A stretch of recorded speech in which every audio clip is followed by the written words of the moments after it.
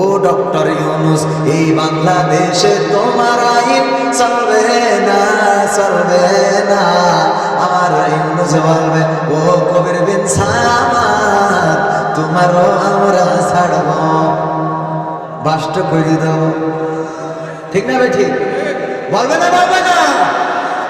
আমার ভাইরা, এই কথাগুলো বলা হবে কারণ আল্লাহর আইন যদি এই জমিনে চালাতে চায়, আল্লাহর আইন চালাতে বাধা দিবে কারা?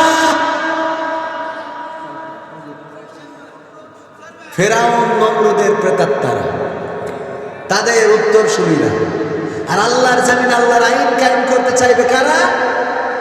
হযরত আদম আলাইহিস সালাম থেকে শুরু করে নবী মুহাম্মদ এবং তার পরবর্তী অনেক উলামায়ে কেরাম, বিশ্বনবীর খলিফা সহ এই জমিনে আল্লাহর দ্বীন বাস্তবায়নের জন্য সর্বশেষ আমাদের ওসমান হাদি রাহিমাহুল্লাহ, তিনিও জীবন দিয়ে প্রমাণ করেছেন যে এই জমিনে ইনসাফ ছাড়া শান্তি প্রতিষ্ঠা হবে।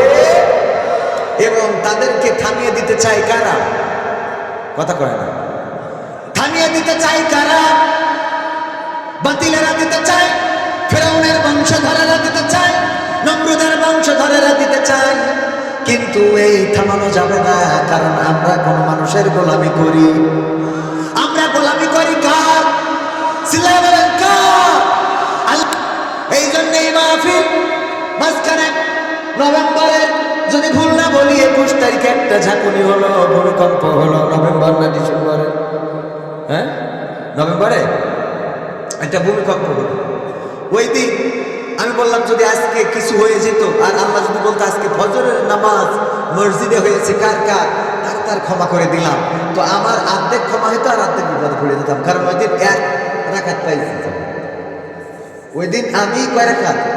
1 রাকাত পাইছি জামাত, 1 রাকাত আগে ইমাম পড়ে নিয়েছিল নামাজ সাথে সাথে, তো আমিও বিপদে পড়ে যেতাম।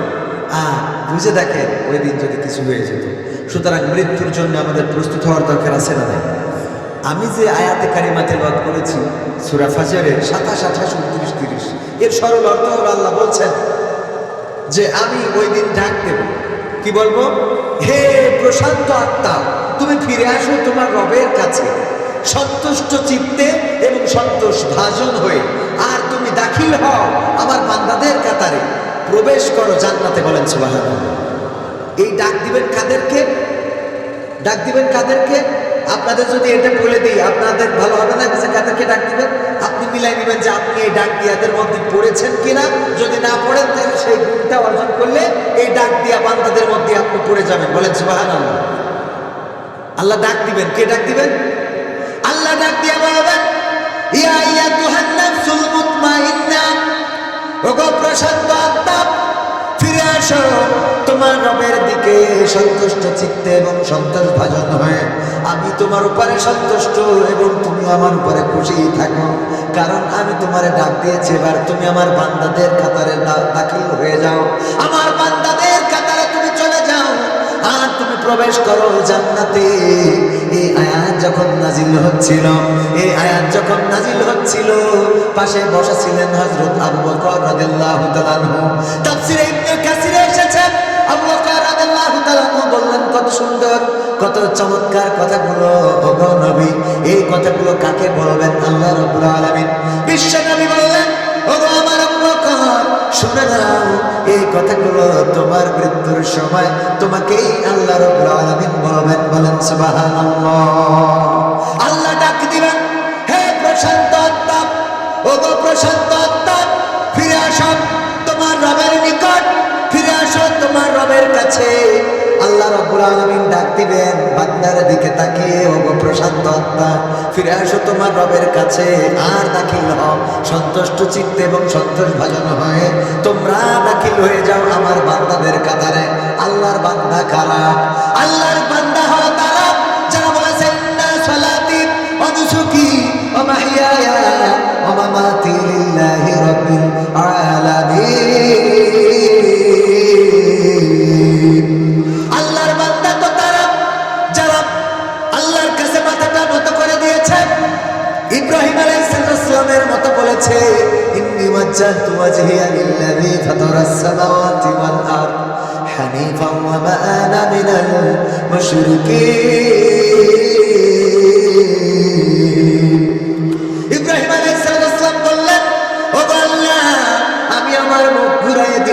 সব দিক থেকে ঘুরাই নিয়ে তোমার দিকে, আসমান জমিন যিনি সৃষ্টি করেছেন তার দিকে আমার মুখটা ঘুরিয়ে দিয়ে বললাম, আমি কোন মুশরিকদের দল করি না, আমি কোন মুশরিকদের দলের স্লোগান দিই না, আমি কোন মুশরিকদের দলের সাথে নিজের সম্পর্ক রাখলাম না, আল্লাহর দলের দিকে মুখটা করে দিলাম।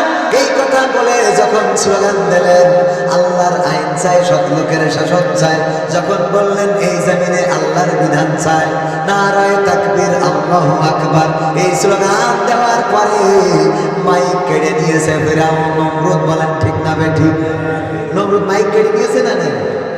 নমরুদ বলল না, এই স্লোগান চলবে, এই স্লোগান। ইব্রাহিম বললেন লা ইলাহা ইল্লাল্লাহ। ও নমরুদ, এই বাবিলনে তোমার আইন চলবে না। নমরুদ বলল, ও ইব্রাহিম, তোমার আমরা ছাড়ব।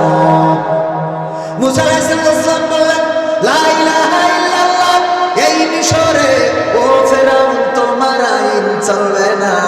ফেরাউন বলল, ও গো মুসা, তোমার আমরা ছাড়ব না।